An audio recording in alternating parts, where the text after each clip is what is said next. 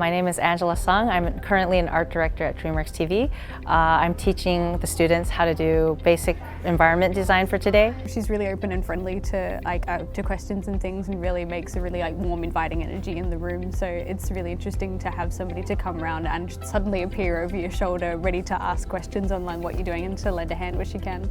I think it's great having this many people. You know, it's like it doesn't feel overly crowded, but it's kind of inspiring, you know, seeing so many people, you know, with their heads down, you know, just putting in the work. So yeah, it's I love it, to be honest. So can someone answer what a horizon line is? It's the eye level, right?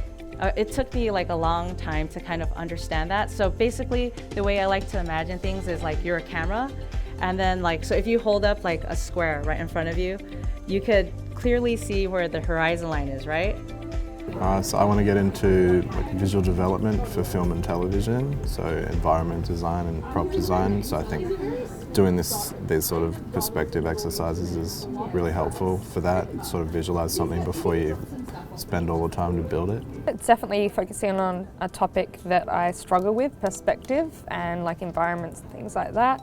So I think it's going to be really good for me to get a little bit more of a handle on things and how perspective works. Perspective seems really intimidating because there's just so many lines and it's really hard to track.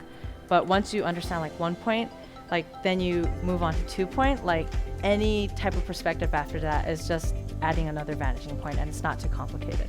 So today we designed a kitchen for our in-class assignment, and basically I asked the students to think about what type of character they want and basically build off of their personality. This assignment was kind of important because it re-strengthens everything that we talked about in terms of foundation and technical drawing skills, but it also pushed their storytelling a little bit further because they had to think about a character within the same environment and then design it based off of the characteristics and personalities of that character. I like showing crazy characters with interesting personalities and, you know, interesting shape language and stuff. That's kind of what I'd like to focus on. So Angela's masterclass has been great so far because she's getting us to build a character's room and, you know, really show their personality, you know, if they're messy or eccentric, you know, and really show that in the design. It is so enjoyable.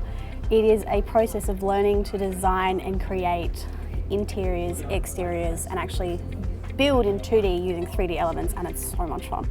Doing it in traditional really helps me nail down the perspective and do it properly, I guess. Being able to remove myself from the tools of Photoshop and forcing myself to be able to do the things that Angela's asking with just a pencil and paper is really beneficial as an artist. But the other answer is I left my charger at home and my laptop did, so I've just got no other choice today.